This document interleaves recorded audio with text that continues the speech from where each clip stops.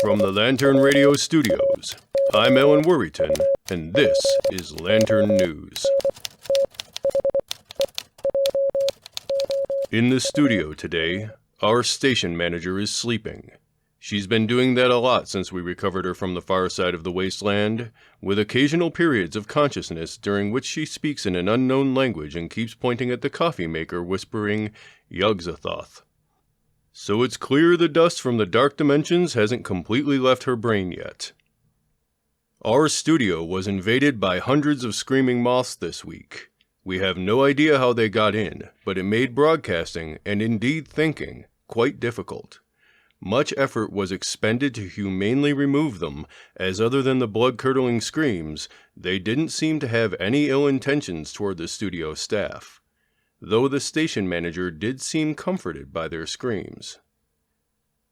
In stranger news, it seems that due to a wiring issue in a nearby repeater tower, the entire studio and everyone in it, as well as anyone listening to the station at the time, suddenly disappeared for 3 days.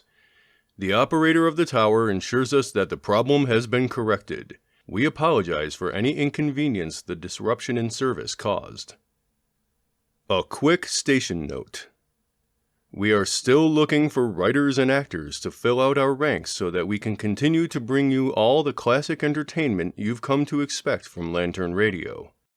We offer great benefits like hot food, water, a cot to sleep on, a roof, doors that lock, and no magic bleeding into the building. We are looking for individuals with a good voice, the ability to read and write, who are in full control of their mental faculties and are fully alive with the ability to prove it if necessary. Bachelor's degree preferred. Applicants must not be active members of a death cult, have eaten human flesh in the past 2 weeks, or be under the control of supernatural forces. This includes, but is not limited to, demons of any description, witches, sorcerers, sentient vaporous entities, or human-mimicking robots. So if you're out there in the wasteland and would like to try your hand at writing or performing on one or more of our wonderful shows, come to the studio, rattle the cans by the big metal door, and step back 10 feet. Someone will come pat you down and guide you through our onboarding process shortly. We look forward to having you join our team. And now this week's weather, brought to you by Hattie the Hedge Witch's Tonics and Toxins.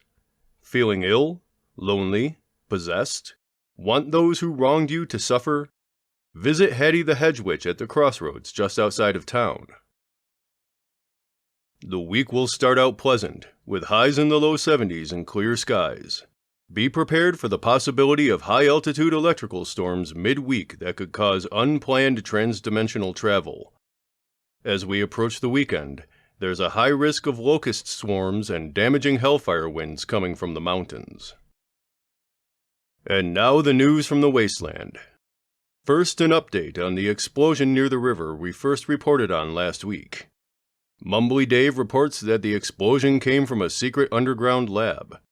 He goes on to say that thousands of small humanoid robots escaped the lab and are trying to overrun and replace any human settlements they can find. They can mimic human speech, appearance, and thinking, but apparently can't think on their own. To quote Mumbly Dave directly, Harumph Cornswoggle, they says they's good as people, wanna push us out. They says they's come to help if we lets them take over. They ain't as good as people, mistress.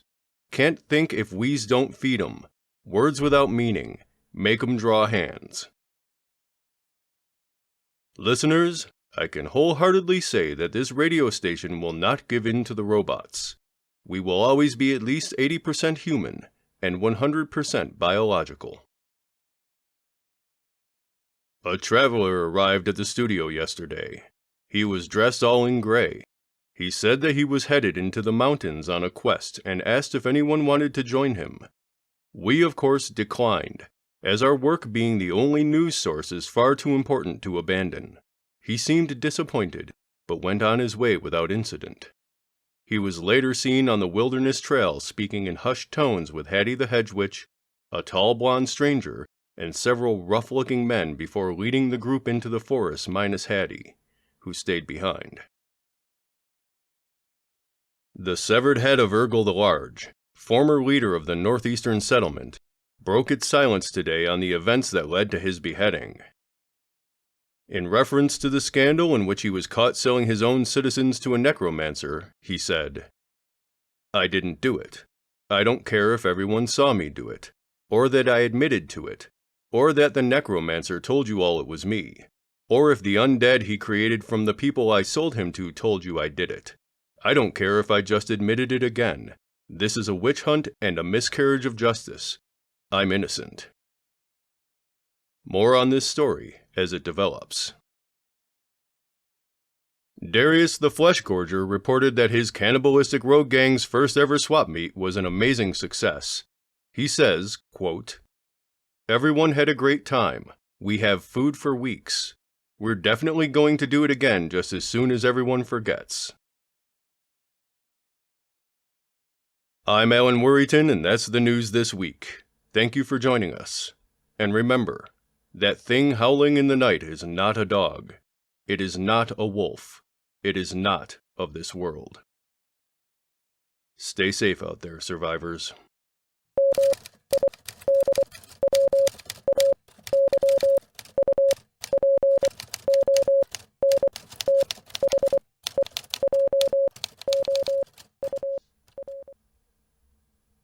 Lantern News is a Lantern Audio Works production. It is written and performed by N.J. Sullivan and produced by N.J. Sullivan and Celosia Crane. To hear all our shows and support us on Patreon, visit lanternaudioworks.com.